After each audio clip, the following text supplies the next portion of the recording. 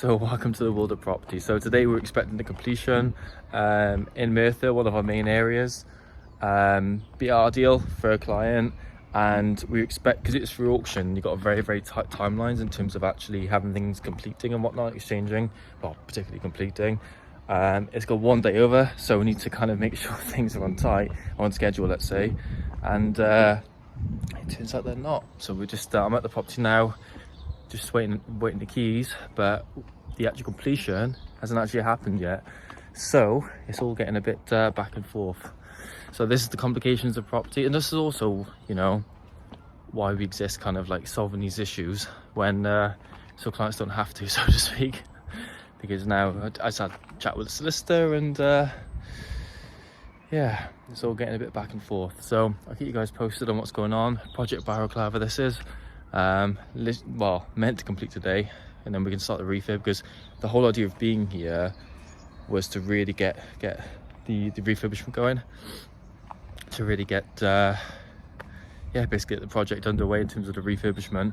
But until we complete, we can't get the keys to do so. We've obviously viewed the property, but the whole idea is to be hands off for the investor, so we can kind of just crack on with it. But just getting the access is the problem at the moment.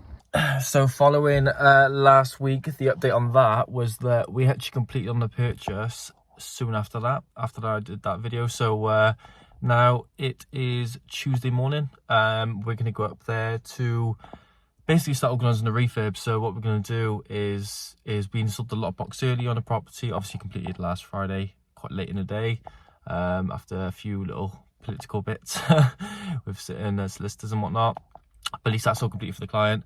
So yeah, this morning we installed the lockbox, and then what we're going to do in the next hour is drive up to the property to get things organised on the refurbishment, because we'll be doing the refurb for the client anyway. So yeah, keep posted, and I'll keep showing you what's going on. But it's definitely interesting, because there was a bit of a tense situation on Friday, as you could tell with the video, on what was going to happen to get the completion sorted and finished and completed.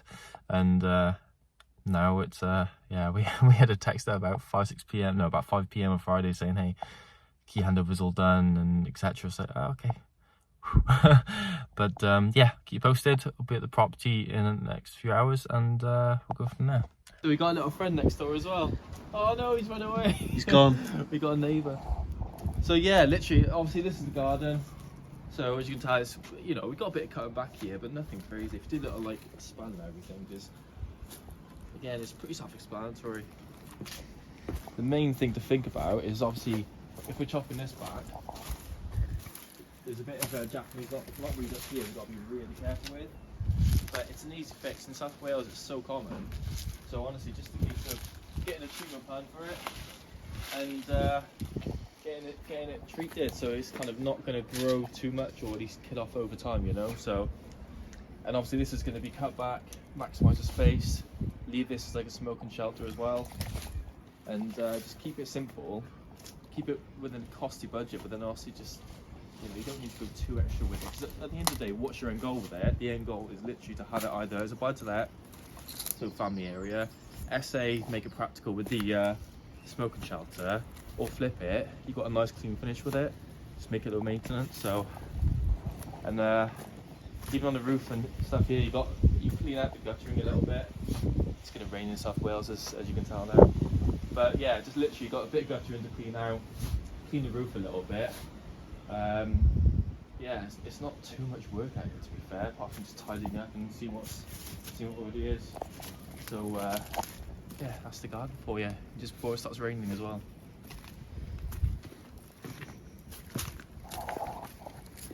See, nice and easy ramble. I'll just roll with it, man. Yeah, easy. Just do it. Oh. That's the best bit there. Can't even get down. Oh.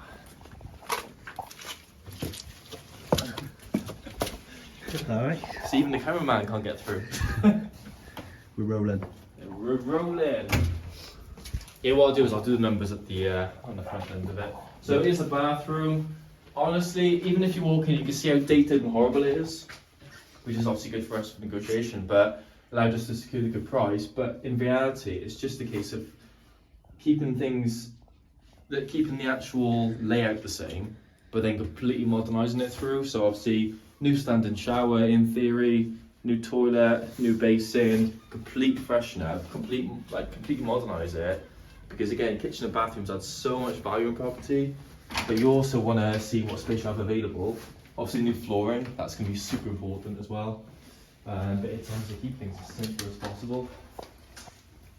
The actual kitchen's kind of interesting because we've got like, it's actually not that bad, it just looks a bit dated. So the first initial thought was, or is, let's say, change the tiles. Change the tiles, they're very, very dated and horrible. The actual front doors are not that bad, so what we're going to do is keep these, because you don't need to change things, you don't need to change at the end of the day. If they look alright, keep it simple. So again, change the tiles, worktop, change them, update them, but in reality, obviously with a new socket, the new flooring, and the new hob, that's the value out there. You know, you've obviously got nice front covers already, nice and simple, keep it sweet, keep it simple. You're not increasing your refurb cost too much, and you're also going to have a brand new worktop, a nice fresh kitchen on the back end of it. So it's kind of adjusting what you actually need to do compared to just paying for things for the sake of it, you know. So yeah, that's that. Obviously, as you can tell, we're going to be skimming the ceilings, because if you imagine this all being flat and fresh afterwards, it's going to look so much better. Because like, I'll go back to like the actual clients, what they want at the start of the video, but if you want to flip it, you'll have a nice clean, fresh work finish on the back end of it. If you want to use it for SA or buy to let, it'll still look really nice, and you'll have the refinance at the back end of it. Obviously flooring, change that.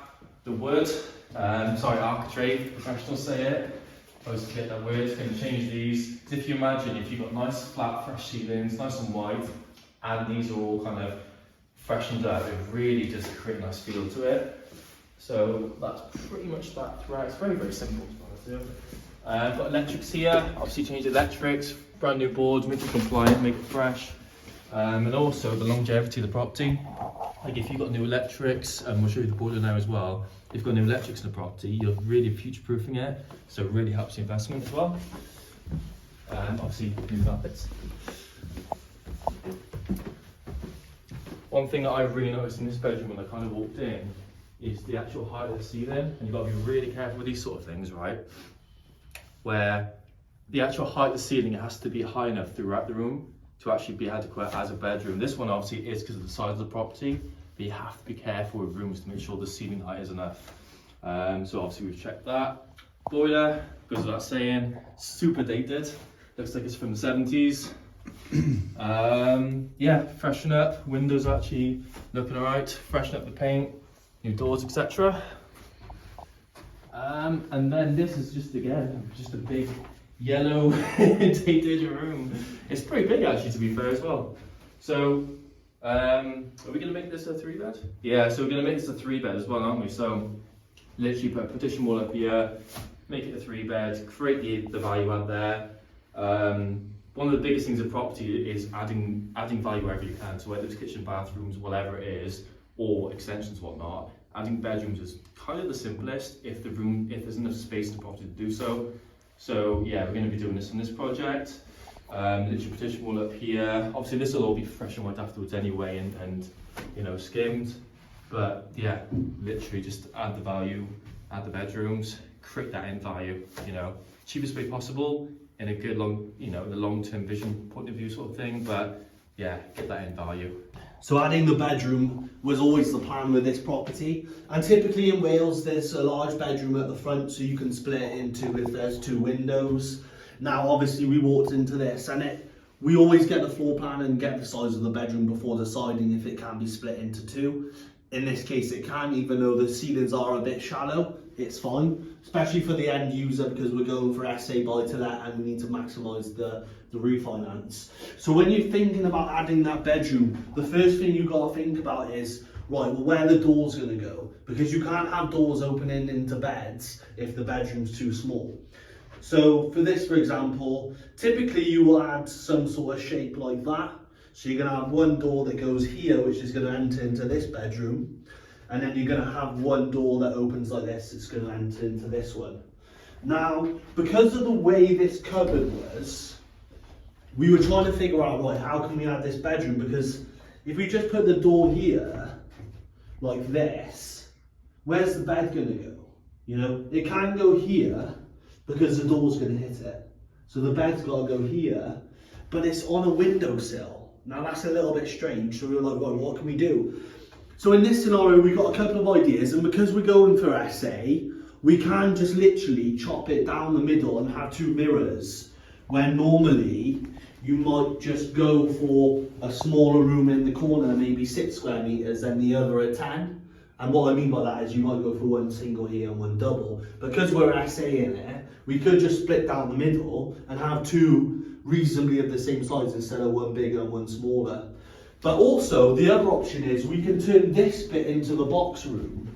And what I mean by that is, before the idea was to have the door here for a little box room and have the double bed there, we can have the little hallway here that goes into a single, and then have the double here, which means the bed can sit in this corner instead of it being by the windowsill. So that's what I was thinking. So look at the doors, which way are they going to open? Ideally, you don't want them opening onto rads or lights, because imagine you open that door and your light's there. Every time you're going to have to shut the door to turn the light on.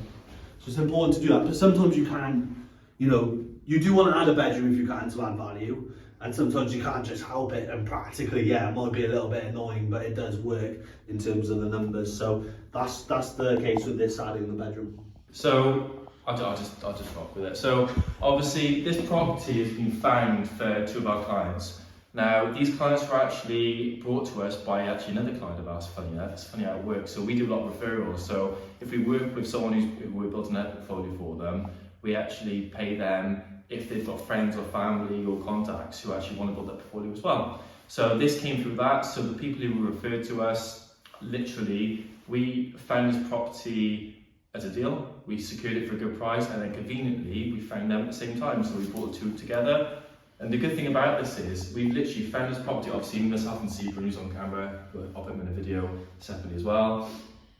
We found this property, and basically we've done the conveyancing for them. We've gone through the auction house for them, so we've negotiated the price and everything. We've done with the solicitors, dealt with all that for them. We completed on this one. This is now mid-April in 2024. We completed on this last week. Thursday, this is Tuesday. On Thursday, we're going to be completely organising the renovation for them, because they live about half an hour away, but they don't want to deal with it. They want to pop in and see what's going on. But we're doing a whole renovation for them.